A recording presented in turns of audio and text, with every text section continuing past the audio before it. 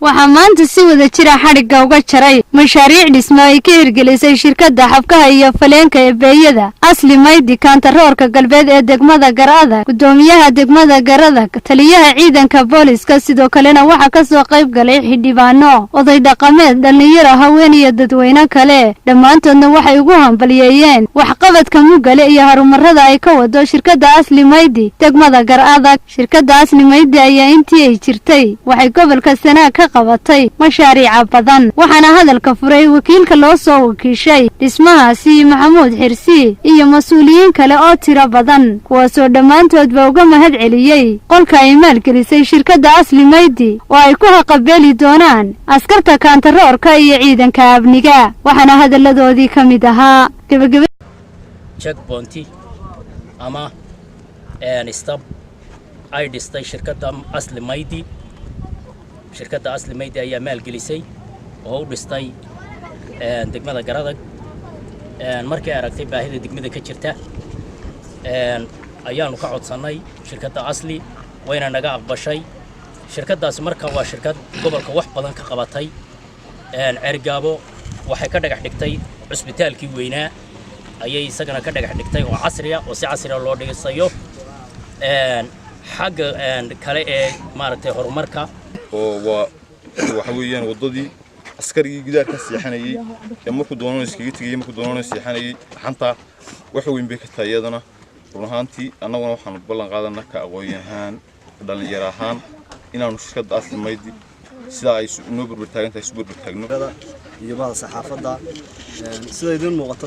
maanta halkan waxa xariga laga jirayay istabtii ay dhisaysay Asli Maydi oo runtii muddo yar ku qabsoontay waxaan halkan uga mahad celinaynaa shirkadda Asli Maydi wax qabadka ballaaran ay ka wado gobolka Sanaag gaar ahaan waxa mudan shirkaddan Asli Maydi waxaan la guddoomiyay waan ka guddoonay qolkan iyo hawshan aad qabatay waana ku mahadsantahay hadaan hay ciidanka booliska waxaan yar baan ku darayaa codsiyo waxaan ku darayaa saxaafadda halkan ku soo marinaya oo kaga faa'iideysanayaa berendad iyo waan naga dhiman iyo barkadii ama taangi ama barkad iyo suuligii waxaan leeyahay intaana insha Allah waad noogu dari doontaa in kastaanay ku badin oo ku buuxin doobiga badhadii iyo daada beerka waad ka jeceshay buu horumar insha Allah hayna siiyo Asli Maydi si gaar ah baan ugu sii mahadnaqaynaa waa shirkad maxalli ah oo reer Sanaaga Sanaagna waa laga soo sheekeeyay waxa ay u qabatay waana u sii qaban doontaa iyadana aad iyo aad baan ugu mahadnaqaynaa waxaan u leenahay halka ka sii wada hanadadii oo hore u wada hawlka Asli Maydi dayadaasina jirto way noo shaqeynaysaa waa noo dhaantaa reer galbeed oo dhanba